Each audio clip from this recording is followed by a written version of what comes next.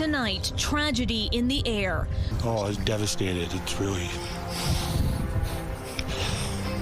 What we know about a midair collision that claimed the lives of 2 flying students near Steinbach.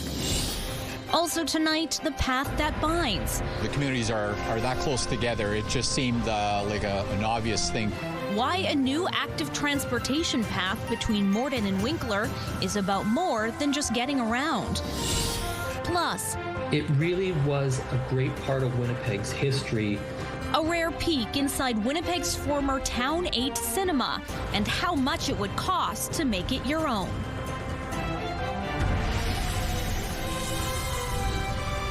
CTV News. Live from downtown Winnipeg with Marilee Caruso. Good evening. Thanks for joining us. I'm Catherine Dow. Marilee is away. 2 pilots are dead after their planes collided in the air south of Steinbach. The Cessnas crashed into a cattle farm near a local flight school. The owner of the flight school says they were practicing their routine takeoffs and landings when they collided just short of the runway. CTV's Jeff Keel joins us now live from Steinbach. So Jeff, how far away from the runway did this happen?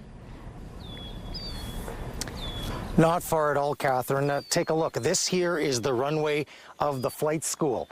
And just over here across this road, this is the property where we're told those planes went down literally across the road from the runway.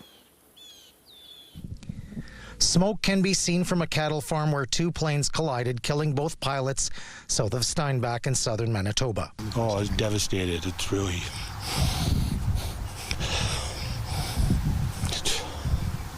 very personal.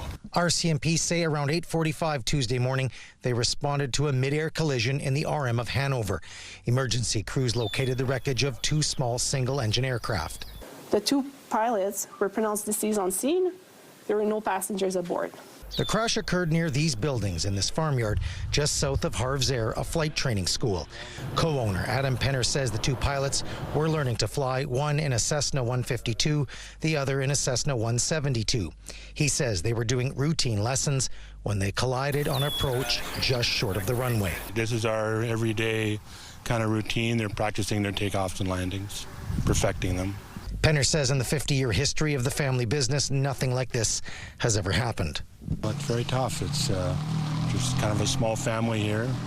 The students are often from overseas, so they're a close-knit group. The instructors and staff too. RCMP could not provide details on the cause of the crash. We heard a noise, sounded like an airplane revving his engine. At least that's what my wife says. And then the propeller being suddenly just kind of stopping, like a couple thuds, and then said stop. At the time of the collision, Nathaniel Plett was in his yard, which backs onto the property where the planes crashed. We heard a bang, and then obviously they must have hit the ground.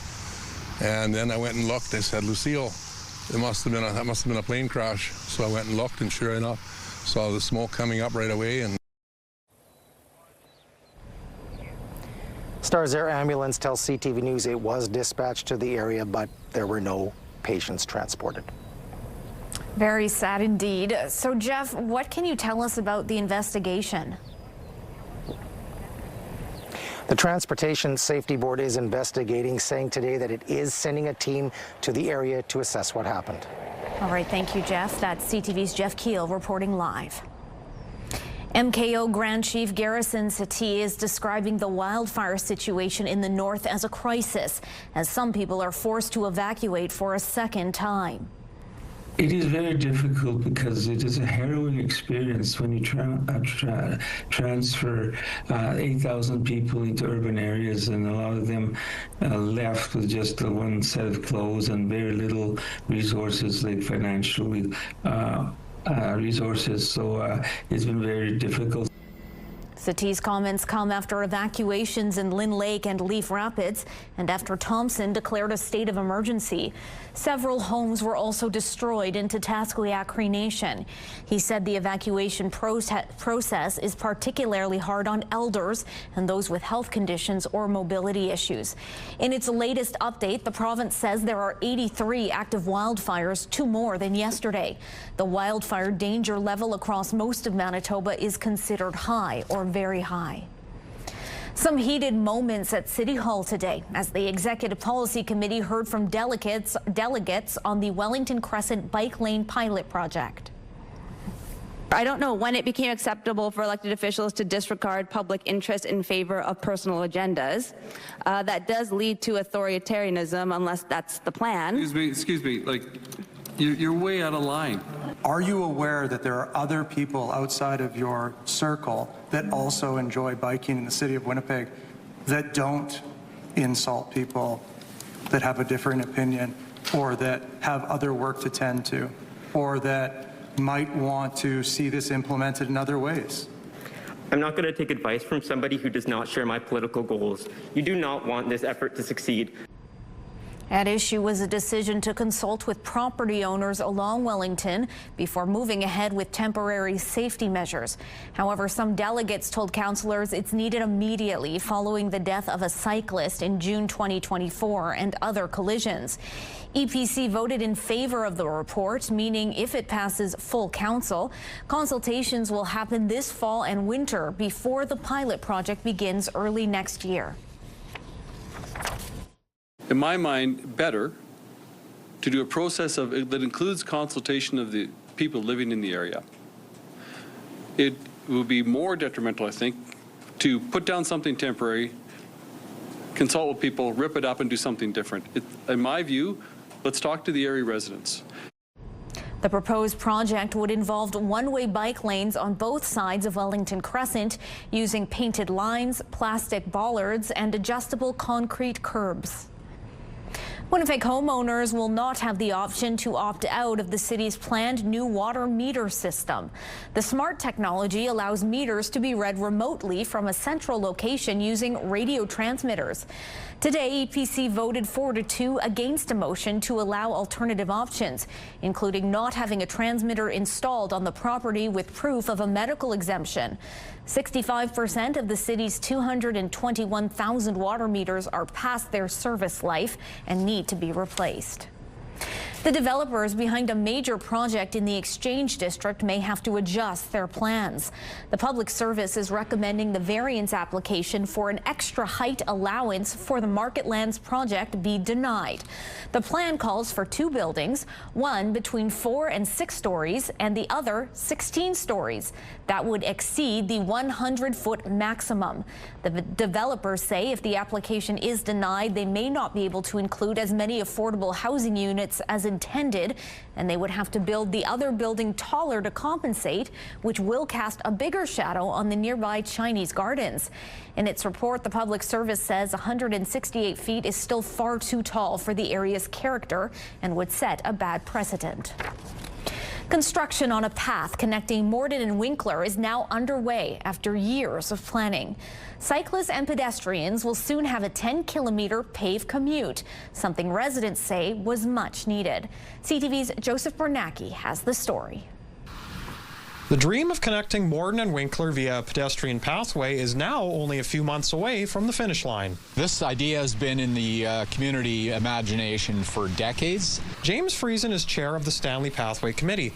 The Stanley Trails Association brought forward a proposal to link the 2 cities 5 years ago. Highway 3 handles the heavy traffic, and now this path will offer a safe route for bikes and walkers. Half of the communities empty into each other every morning at the end of the day to go to work. I know from personal experience, the traffic is only increasing. So this option just is really, it's safe, it's fun, and it's the right thing to do. Work has already started on the 10-kilometer project running along the highway. The all-season pathway will provide walking access to Boundary Trails Health Center. Warden Mayor Nancy Penner says the collaboration on this regional project has been bringing the two cities together. Well, this project is sort of bigger than each of us, bigger than the city of Morden, bigger than the city of Winkler or the RM of Stanley, because each of us couldn't do this on their own. Winkler Mayor Henry Siemens says it's great to see how far the project has come, particularly over the last year. He says it's a good example of what can be done when multiple communities work together. This is something that's been needed for many years.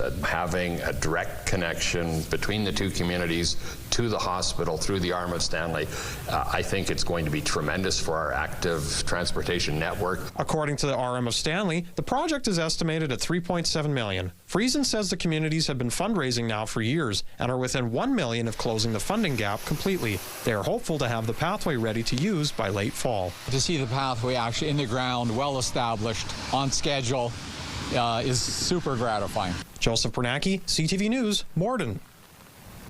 There was a party to kick off the summer at Winnipeg's most famous intersection today.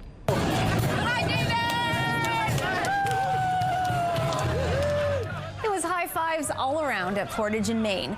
The downtown Winnipeg Biz and Exchange District Biz organized a coordinated pedestrian crossing during the noon hour today. The intersection opened to pedestrians on June 27th. People were giving high fives as they crossed through 4 large temporary steel archways. It was the start of a summer full of events in the heart of the city's downtown. We've got lots of activities over at 201 Portage, and folks can easily just cross the street, go back and forth, grab some lunch, go over there, listen to some live music, what have you. It's just really a fun afternoon to celebrate the connectivity of this area. And to check out what's happening at Portage and Maine this summer, visit the Downtown Winnipeg Biz website.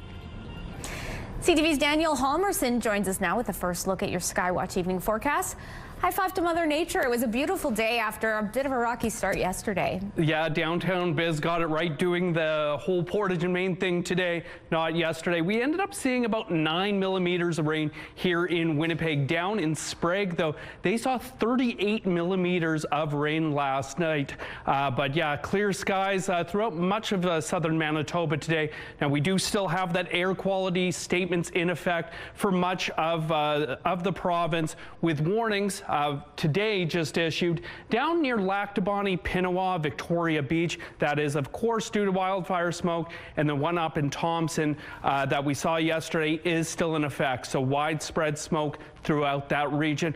Over the border in Ontario and Saskatchewan, we've seen some extreme heat warnings coming up. I'll tell you when we could see those temperatures crawl into that extreme heat warning later tonight. And taking a look outside, though, 26 degrees here in Winnipeg under smoky but relatively clear skies. The wind coming out of the west at 16 kilometers per hour. The pressure is lowering, and the humidity, Catherine, is sitting at 41%. The Bathfitter Live Eye is brought to you by Bathfitter, your bath and shower experts for more than 40 years. Thanks, Daniel. A townhouse fire in Transcona sent one person to hospital in critical condition. Winnipeg fire crews were called to a fire at a 2-story building on Robson Street at around 11 last night. After fighting the fire from outside, firefighters went into the suite and finished putting out the fire. There, they found a person needing medical help. Paramedics then took the person to hospital in critical condition. The fire paramedic service says damages were contained to the one suite. Investigators are now determining what started the fire.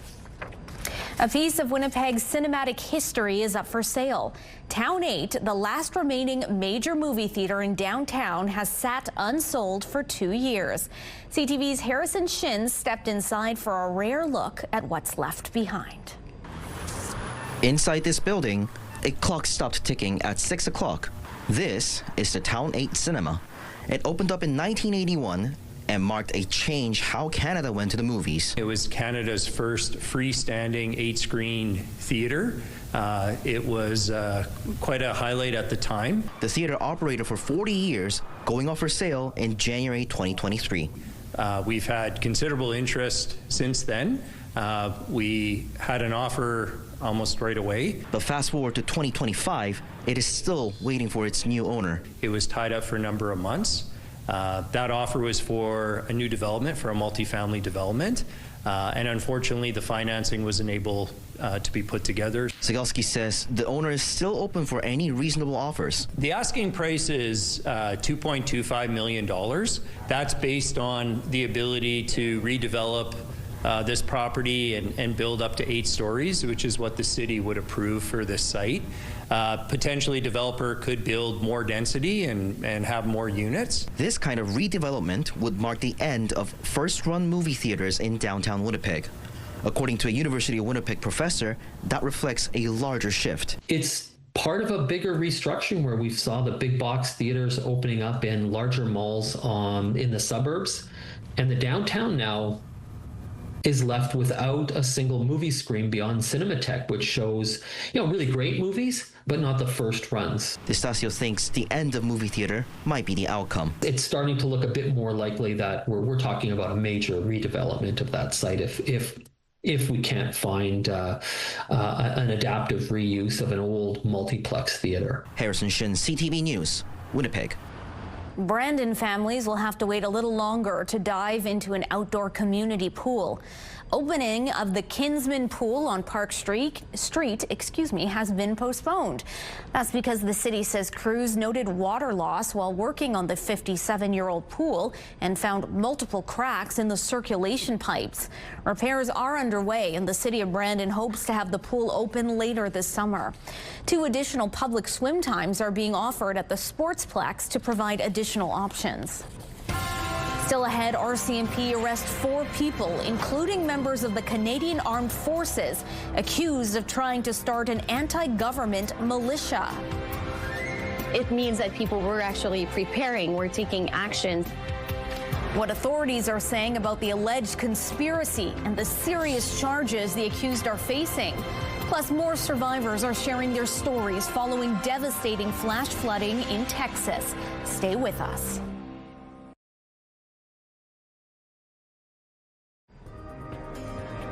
The Winnipeg region set a new high water mark for home prices last month. According to the Winnipeg Real Estate Association, June saw the highest average prices for residential detached homes and condominiums on record for that month. Residential detached homes averaged more than $473,000 compared to a year earlier, while condos went for about $291,000. Those prices were up 8% and 7% respectively. Turning to the markets, crude oil added 40 cents. The loonie slipped to 73.12 cents U.S. Gold futures lost nearly $26. The TSX fell 116 points. The Dow Jones dropped 165 points, and the Nasdaq made a small gain. Families in Texas are getting the devastating news their loved ones didn't survive the floods and are among the more than 100 now confirmed dead. We are hearing stories of heroism, but also of the challenging circumstances in which rescuers are working. CTV's Adrian Gobriel now with the treacherous rescue conditions and the testy exchanges over accountability. There's people in it. Oh my God, there's so many people in it. This video from Camp La Junta shows a cabin ripped from its foundation, floating down the Guadalupe River. Attending the camp, brothers Braden and Brock Davis, who credit their counselors with saving their lives. Our bed started tipping over, and like we got to the top really quick. I want my world to know the Lord of love has come to me. As campers sing a hymn, a passenger on board this evacuation bus realizes the level of devastation. Oh my God, oh my God, oh my God. These young girls were rescued from Camp Mystic, where more than 24 have been confirmed dead. The National Weather Service issued their first public warning at 1:14 a.m. on the 4th of July. The Kerr County Sheriff admitting that he wasn't aware of the fast approaching surge until at least 3 hours later. When I was first notified, it was around the 4 to 5 area. One of my sergeants was in dispatch when the first calls started coming in, the actual 911 calls come in. Though officials today declined to answer whether a local emergency manager notified authorities of the incoming flash flood. We will get answers. Right now, all of our resources are focused to recovery. With the chance of any further rescues fading with each passing hour, hope in Central Texas is turning to heartache over the precious lives swept away.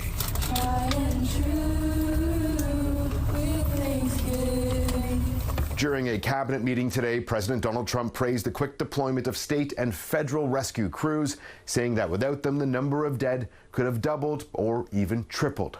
Trump confirming that he will be traveling to survey the natural disaster zone in Texas this Friday. Adrian Gobriel, CTV News, Washington. Donald Trump has announced a new tariff, and Canada could be among the countries most affected. Today we're doing copper. Copper, what would that tariff be on? The sectional tariff? I believe the tariff on copper, we're going to make it 50%. But they had The U.S. president had that to say during a meeting of his cabinet today. Trump's Commerce Secretary later said the import tax will likely take effect by the end of the month or on August 1st. Canada is a top supplier of copper to the United States. The U.S. accounted for 52% of our copper export value in 2023.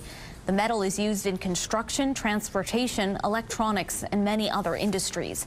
Trump says he also plans to announce pharmaceutical tariffs that could reach 200% and duties on imported semiconductors. Meantime, Internal Trade Minister Chrystia Freeland is in Quebec City today, meeting with her provincial and territorial counterparts.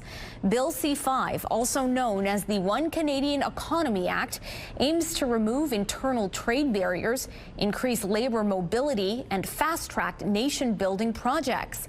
The Office of the Procurement Ombudsman says the current system for awarding federal contracts is flawed. We can no longer sustain Band-Aid solutions. We have to address the foundational issue that our system is too complex and it's not working for all participants. Today, the Ombudsman announced the department will appoint a chief procurement officer.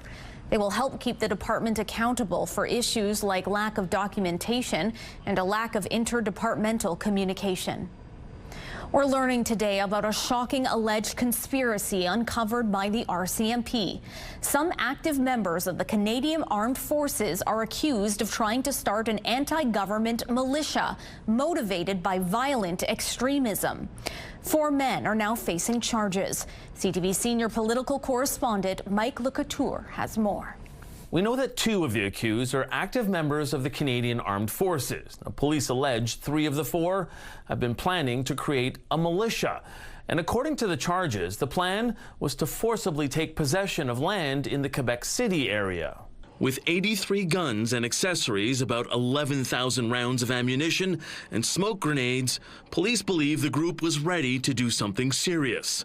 A search in January of 2024 also turned up 4 pairs of night vision goggles and military equipment. The fact that we could charge with facilitating a terrorist activity, that it means that people were actually preparing, were taking actions that led us to believe that they wanted to actually achieve something and wanted to commit this violent terrorist acts. The RCMP has charged 4 people, and the Department of National Defence confirms 2 of them are active members of the Canadian Armed Forces. Matthew Forbes faces charges related to possession of firearms.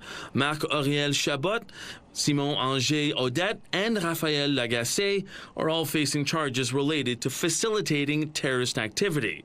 The terrorism charges span a period between 2021 and 2024 in Montreal, Quebec City, Petawawa, and Ralston, Ontario. Lagacé's friend of 12 years is shocked at the accusation that he would be trying to create an anti-government militia. It's quite the contrary, actually. He's very pro-government. pro-government, very pro-monarchy, says the friend. Police say one of the accused created and ran this Instagram account, which was a recruiting tool for new members of the militia. As soon as they start talking about seizing land, this goes to me to, I think about some of the militias operating in the United States that set up strongholds, areas where the federal government can't go, and try to really keep out law enforcement. The four accused made a brief court appearance this afternoon in Quebec City, and all of them will remain in custody until their next court date, July 14th. Mike Lecouteur, CTV News, Ottawa. A wildfire is moving quickly toward the city of Marseilles in France. The fire is fueled by high winds and hot temperatures, and the smoke has forced the airport in Marseille to close. Officials say the city is increasingly at risk and is covered in thick smoke. And there's still extreme heat across parts of Europe, and it's forced one of Greece's most visited sites to close. We actually saw one man up there who had passed out because of the heat, and they had to get the medics in. So, yeah, it's very, very hot at the moment. Access to the Acropolis is temporarily closed this afternoon. Officials say it is for the safety of workers and visitors. Temperatures are set to soar past 40 degrees. Amazon's Prime Day began today amid global trade uncertainty. According to Adobe Analytics, this year's spending is expected to top $23 billion, which would be a 28% increase compared to last year. The data firm is also expecting an increase in usage of buy now, pay later payment systems. It may be small, but it has a big story to tell. There's very little known from that time period. In this province. Where in Manitoba this prehistoric fish was discovered and what it can tell us about the past. That's next. And Winnipeg Folk Fest kicks off this Thursday. Coming up, I'll show you what's in store for folks heading out to Birds Hill Park, as well as your full forecast for the province.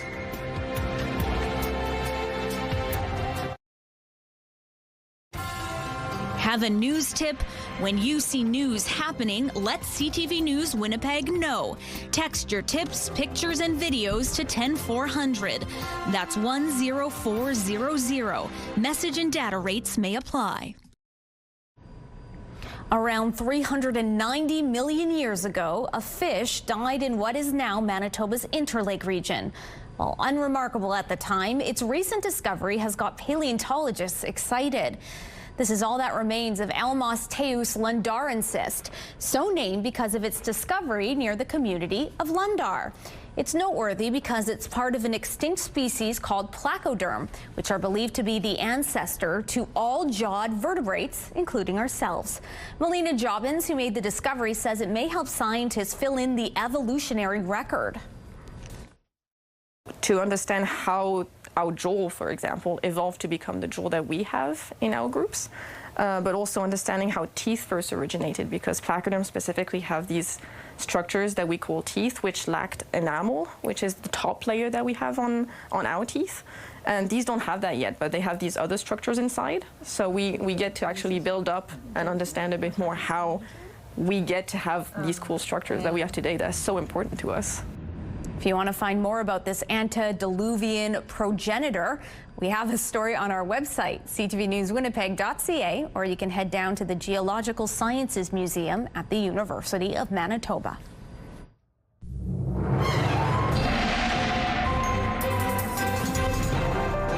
CTV Skywatch weather brought to you by South Beach Casino and Resort. Visit southbeachcasino.ca. CTV's Daniel Halmerson is back with your complete Skywatch weather forecast. I've been enjoying this little break in the humidity, Daniel, but I understand it's going to be short-lived.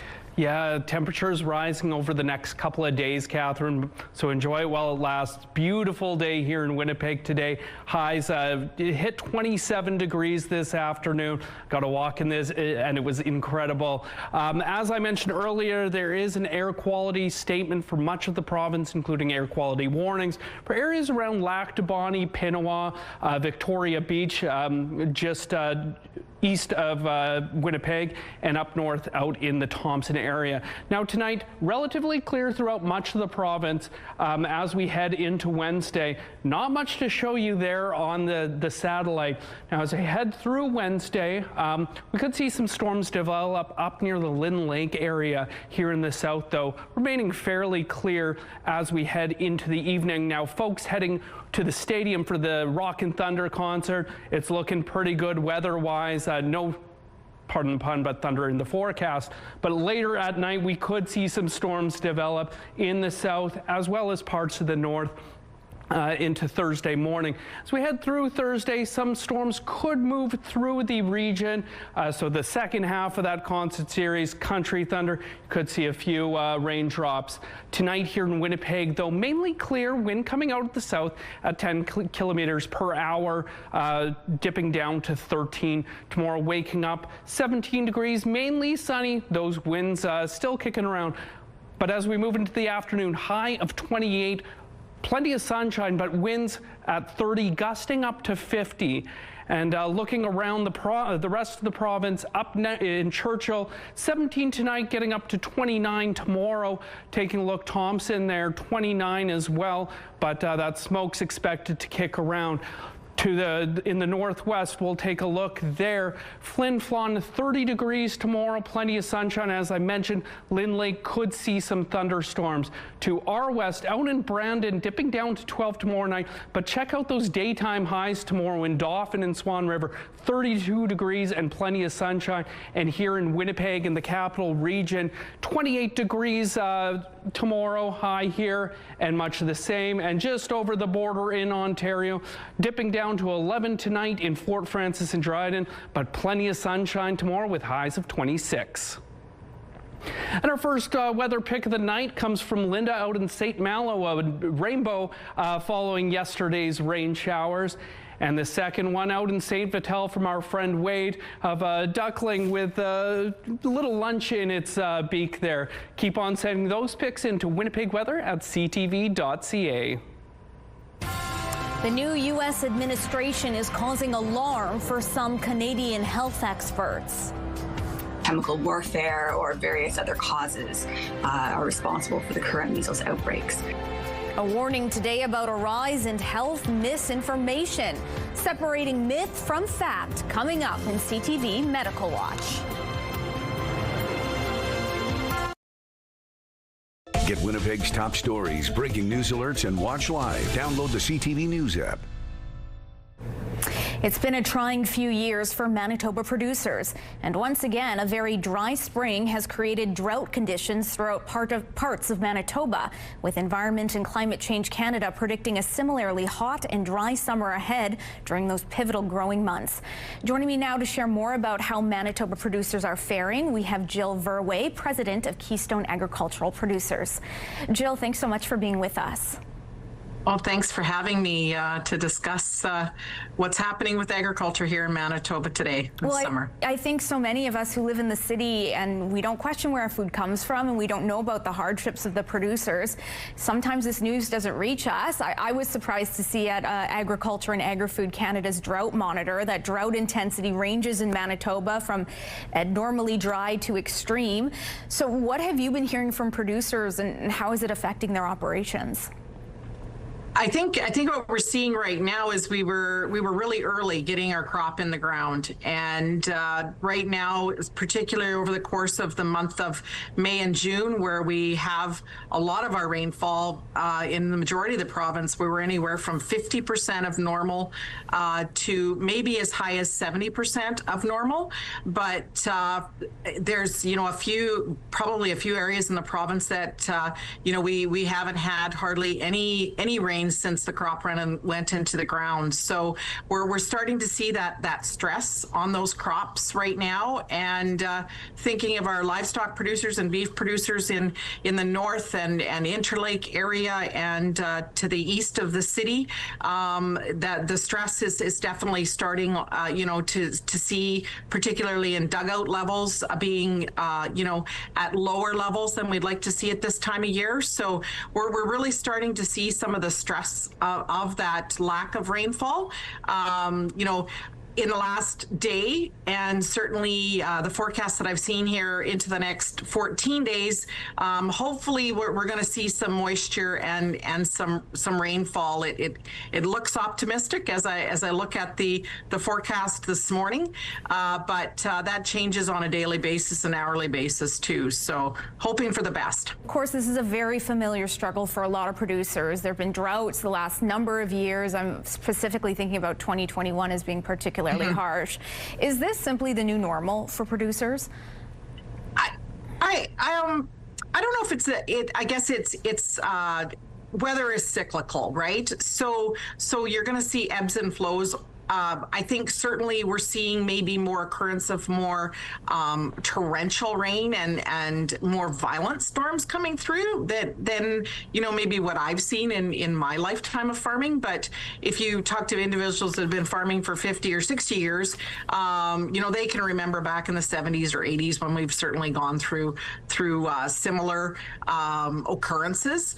But I think it's the availability of information and social media, where this is really, you open your phone and you can see it happening right across Canada, and you can certainly see the huge devastation that's even happening to our neighbors to the south. If I can think to Texas right now, where they're battling really violent, amounts of water and flash flooding. So I think we have it easier right at our fingertips right now, and definitely I think where we feel it is in our pocketbook, in the increased risk and the amount of money that's invested in crops, and ensuring that there's definitely a heightened stress level and reliance on Mother Nature helping us out because of the huge investment cost in our crops that we have in the field right now.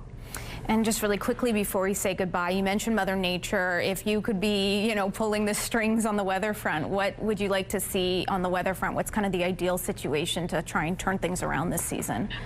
Well, I think ideally, specifically in some of these dry regions, if you can have those a nice soaking rain that occurs over a couple days, where you get, even a couple inches of rain at this time would really, I think, in a lot of cases, help out those cereals that are almost to that filling stage right now, or they're starting to bolt, and guys are looking at fungicides to actually finish the crop. It's not going to finish the crop, but definitely right now those nice even rains over a couple days would probably be really welcome, as opposed to a thunder shower coming through where you get the rain in about 15 to 20 minutes. Alrighty, well, we will leave it there. Jill, thanks so much for being with us. Thank you for having me.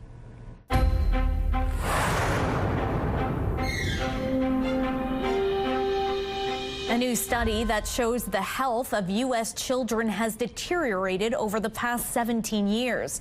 The research, published in the Journal of the American Medical Association, shows American children today are more likely to experience obesity, chronic diseases, and other problems. The single outlier was asthma rates, which improved over the period of study between 2007 and 2022. American children were also 1.8 times more likely to die than kids in other high-income countries. The study's authors say there isn't a genetic defect unique to American children, and it's not about their socioeconomic status. The results were applicable to the entire pediatric population. There's a warning about the rise in health misinformation, in particular from the U.S. And with the dramatic jump in measles, syphilis, and HIV cases here in Canada, experts say accurate, reliable health information is urgently needed. CTV's health reporter Pauline Chan has the details. Check them, sir. I did not fact check. You did not fact check. So this is the week U.S. Health Secretary Robert F. Kennedy Jr. is announcing the members of the vaccine panel at the Centers for Disease Control, something the Canadian Medical Association is watching carefully. There are noted vaccine skeptics among this group who have echoed RFK Jr.'s ideas, such as vitamins will prevent measles, such as that chemical warfare or various other causes are responsible for the current measles outbreaks, instead of the virus. Dr. Shannon Charlebois says Kennedy and members of the panel will determine which vaccines will be funded in the U.S. The Canadian Medical Association says while medical misinformation has been around since the start of social media, the new U.S. administration is causing alarm for some Canadian health experts. They've defunded the CDC by 40%, and that's quite significant. And what's more significant is where they have cut that funding from. She points to things like sexual health clinics and the rise in cases of syphilis and HIV. Not only do infectious diseases not respect geopolitical borders, but neither does mass media. The article by the Canadian Medical Association says Canada cannot rely on its southern neighbour to monitor infectious diseases, and Charlebois says it's not just measles and syphilis. Now we have avian flu, which is spread throughout the country in our domestic poultry. It's also crossed to cow herds in the U.S. It has infected some humans working with the animals, but the fear is that if it mutates to spread from human to human, the effects will be devastating. The CMA is calling for a national vaccine registry as a first step to strengthening our own system and interoperable health records to allow for secure but easier access to health records between hospitals and between provinces. And there is nothing sadder than a child dying of a completely preventable disease. And on an individual level, Charlebois says, do question your doctor about anything you're unsure about. Pauline Chan, CTV News. Medical Watch is brought to you by Manukin Coster Denture Clinic.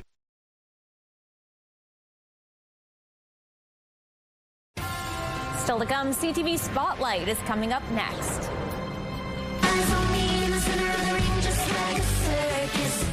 She sounds like, dances like, and moves like the Queen of Pop, where you can see this Britney Spears tribute show after the break.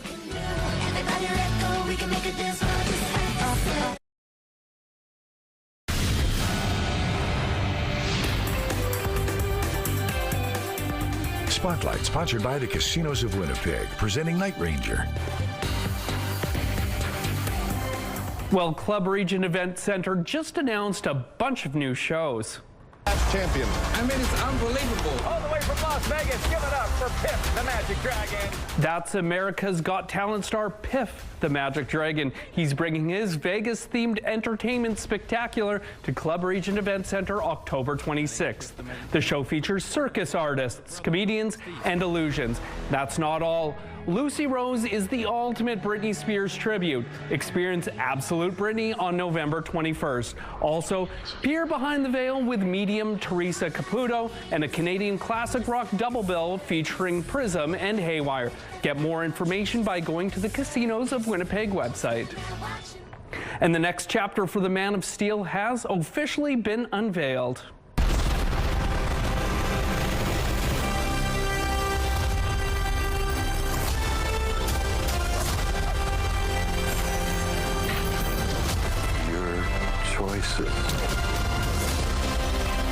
Looking forward to this one. The world premiere of the new Superman movie took place in LA.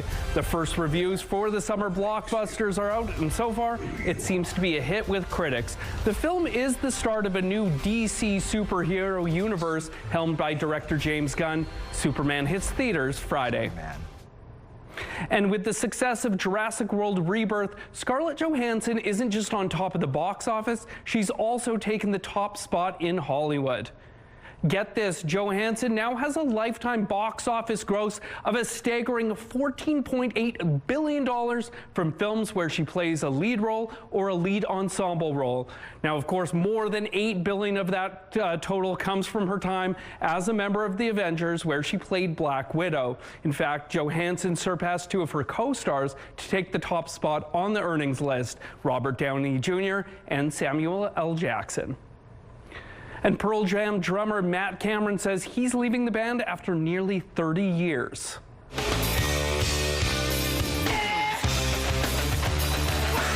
The 62-year-old announced his departure in a social media post Monday and thanked the band for giving him the opportunity of a lifetime. He didn't give a reason for his departure, though. Cameron played drums for Seattle grunge legend Soundgarden for more than a decade before joining Pearl Jam. And kick off your primetime lineup at 7 with E-Talk, then catch all the action on the Amazing Race Canada, and stick around as Battle of the Generations closes out the night at 10. It's all here on CTV. These people are my family. An enduring bond, the Winnipeg reunion of a group of university friends who've stayed in touch for more than 6 decades. Women's clothing provided by RW & Company. Salon services provided by S&T Spa Salon. Taking a look outside near Polo Park right now, 26 degrees in Winnipeg. The wind coming out of the west at 16 kilometers per hour. And we hit a high of 27 today, which is the same as last year, but still short of that high back in, 1876. And taking a look over the next few days, a little bit of everything. Sunny but windy tomorrow, and then some showers Thursday, Friday, before a mix of sun and cloud on the weekend. Thanks, Daniel. A group of University of Manitoba grads are reconnecting in Winnipeg this week. We still can tell terrible stories, and we can still laugh, and we can still have a good time. Allison Weigel is one of 9 women reuniting for their 61st reunion and 80th birthdays. The group became friends while attending the University of Manitoba in the 60s and living in the dorms together. Despite most moving away over the years, the women have kept in touch, meeting in person when they can and speaking over Zoom every month. It's just a wonderful, comforting feeling to know that these people have been part of your life for 60 years. The group, unofficially known as the Girls of 731, the residence room where they gather, are touring Winnipeg while they're here. They visited the Manitoba Museum and the Forks, and they have plans to check out an alleyway art gallery, catch Rock of Ages at Rainbow Stage, and visit Plum Coulee before heading home. They Zoom that often. What are our excuses for not seeing our friends when we live in the same city? Oh, what a great group. I know. I'm Let jealous. them be an inspiration to us. Alrighty, that's going to do it for us. Remember, you can watch CTV News anytime on our website and join us for CTV News at 11:30. Good night.